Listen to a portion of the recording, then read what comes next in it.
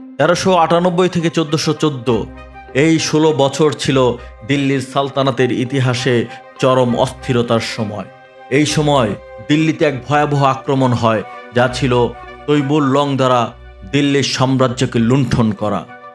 ভারতীয় উপমহাদেশে দিল্লির সালতানাতের মুসলিম শাসনের যে ইতিহাস 1206 থেকে শুরু হয়ে 1857 সাল পর্যন্ত দীর্ঘ ইতিহাসের মধ্যে 1206 সাল থেকে শুরু করে 1526 সাল পর্যন্ত মোট 322 বছর হিন্দুস্তান কোনো একক মুসলিম রাজবংশের দ্বারা পরিচালিত হয়নি, বরং একাধিক মুসলিম রাজবংশ এই দীর্ঘ সময় হিন্দুস্তানকে শাসন করেছে।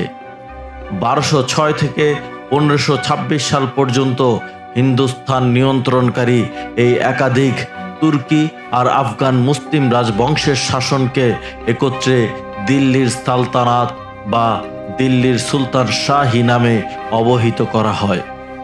সাম্রাজ্যগুলো হলো মামলুক সালতানাত, খিলজি সালতানাত, তুগলক সালতানাত, সৈয়দ রাজবংশ আর লোদি রাজবংশীয় শাসন। দর্শক মণ্ডলী, তুগলক সালতানাতের ইতিহাসের ধারাবাহিক আলোচনায় তুগলক রাজবংশের ইতিহাস আলোচনার শেষ পর্ব অর্থাৎ নবম পর্ব শুনবার জন্য আপনাদের আমন্ত্রণ জানাচ্ছি।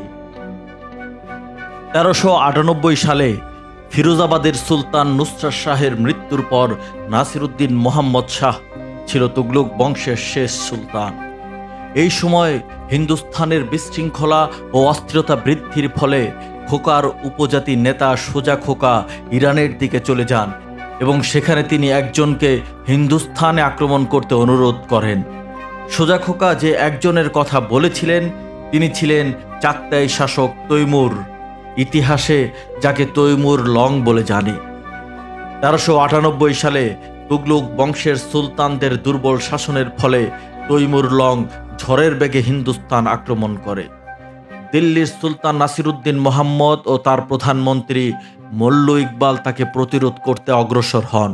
17 ডিসেম্বর 1398 খ্রিস্টাব্দে তৈমুর লংয়ের কাছে পরাজিত হয়ে মল্লু ইকবাল বরণ প্রদেশে এবং সুলতান নাসিরউদ্দিন মোহাম্মদ গুজরাটে পলায়ন করে। এরপর দিল্লিতে প্রবেশ করে 18 ডিসেম্বর 1398 সালে তৈমুর ও তার সেনাদল দীর্ঘ 15 দিন ধরে লুণ্ঠন ও হত্যাকাণ্ড চালায়।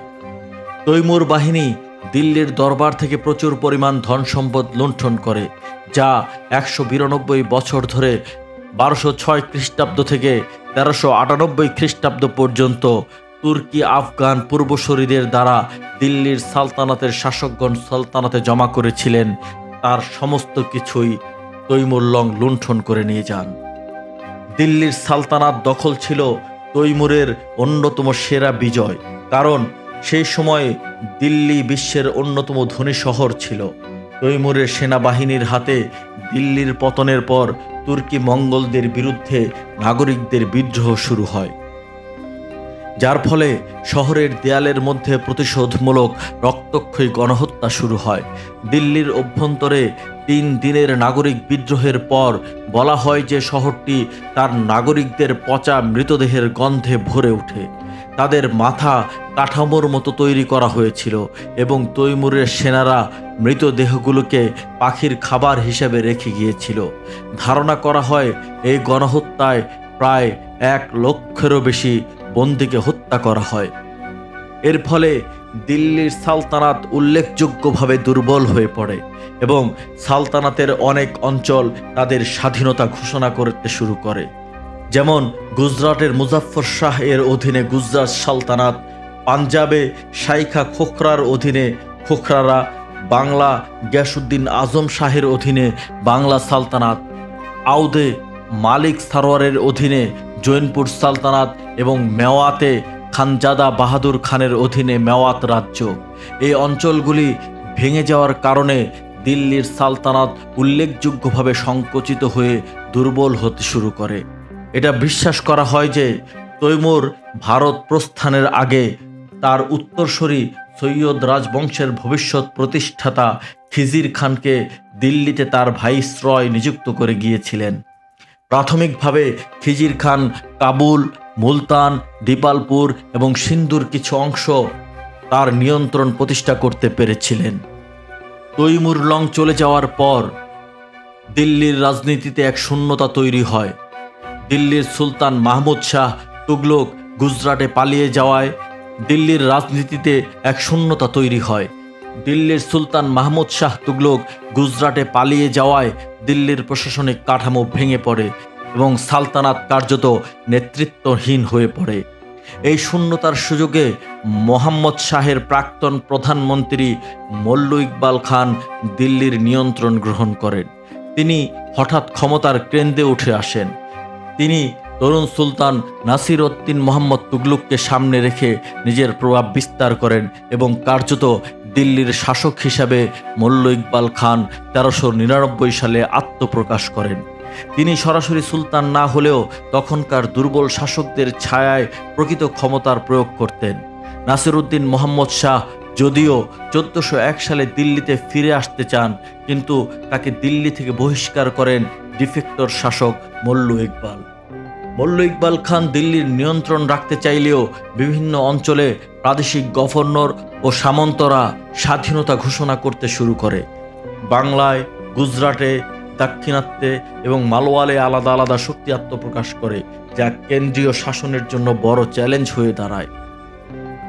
মল্লু ইকবাল খান নিজে সুলতান না হওয়ায় তার রাজনৈতিক অবস্থা ছিল অস্থায়ী। তার শাসনের সময় জনসাধারণ ও অভিজাতদের সমর্থন ছিল সীমিত।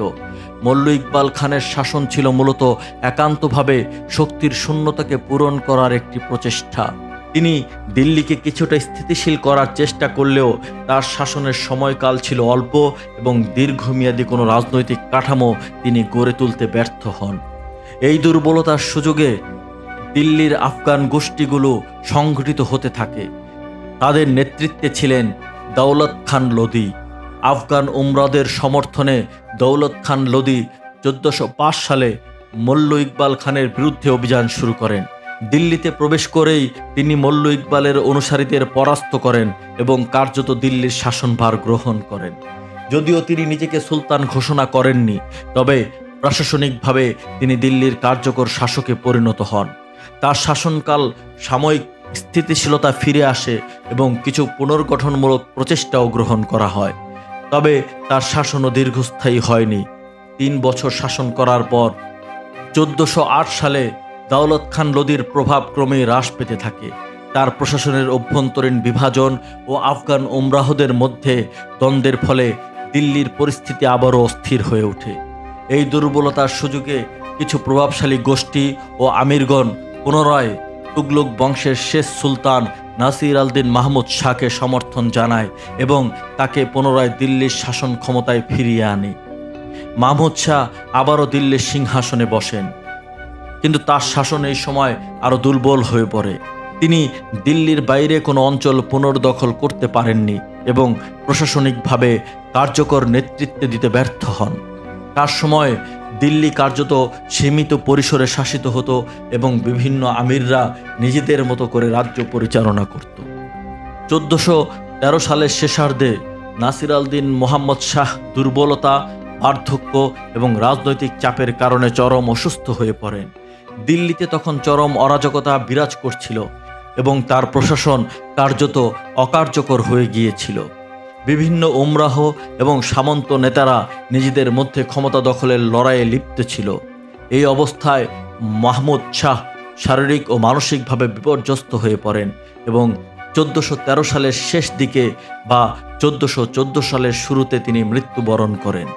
ইতিহাসবিদদের মতে তার মৃত্যু ছিল স্বাভাবিক, কিন্তু রাজনৈতিক বিচ্ছিন্নতা ও অবসাদ তার মৃত্যু ত্বরান্বিত করে। মাহমুদ শাহ কোনো উত্তরাধিকারী নির্ধারণ করতে পারেননি, যার ফলে তার মৃত্যুর পর দিল্লিতে শাসন ক্ষমতার সম্পূর্ণ শূন্যতা সৃষ্টি হয়। 1398 সাল থেকে 1414 সাল, এই দীর্ঘ 16 বছরের সময়কাল ছিল দিল্লির সালতানাতের ইতিহাসের চরম অস্থিরতা, দুর্বল শাসন, প্রশাসনিক বিশৃঙ্খলা এবং রাজনৈতিক বিভাজনের সময়। তুগলক বংশের পতন ও সৈয়দ বংশের উত্থান মধ্যযুগীয় ভারতের রাজনীতিতে এক গুরুত্বপূর্ণ মোড় নির্দেশ করে। এই সময়ের ঘটনাবলী শুধু দিল্লির ইতিহাসে নয়, বরং গোটা উত্তর ভারতের রাজনীতিকে প্রভাবিত করে এবং পরবর্তীকালে আফগান ও মোগল শাসনের জন্য মঞ্চ প্রস্তুত করে। তুগলক শাসনামলে হিন্দুস্তানে মুসলিম সাম্রাজ্য বিশাল আকার ধারণ করেছিল। প্রায় 23টি প্রদেশ ভাগ করা হয়েছিল তুগলক সাম্রাজ্যকে। এর ভেতরে পাঞ্জাব, উত্তরপ্রদেশ, বিহার, ত্রিহুত্র, বাংলা, সিন্ধু, গুজরাট, দাক্ষিণাত্য আর মালওয়াও অন্তর্ভুক্ত ছিল। অন্যান্য বৃহৎ সাম্রাজ্যগুলোর মতোই তুগলক সাম্রাজ্যের পতনের মূল কারণ ছিল সাম্রাজ্যের বিশাল বিস্তৃতি। সেই সময়ের প্রেক্ষাপটে সাম্রাজ্য বড় হলে সাম্রাজ্যের রাজধানীর সাথে বিভিন্ন অঞ্চলের যোগাযোগে অসুবিধা হতো। ফলে সুযোগ সন্ধানীরা বিদ্রোহ ঘোষণা করত। বিদ্রোহ দমন এই চক্রে আবর্ত হয়ে সাম্রাজ্যের ক্ষয় হতে থাকত। স্বার্থান্বেষী আমিররা তাদের নিজ নিজ স্বার্থ অনুযায়ী দল বদল করত। এই শ্রেণীর আমিররা গিরগিটির চেয়েও দ্রুত নিজেদের চেহারা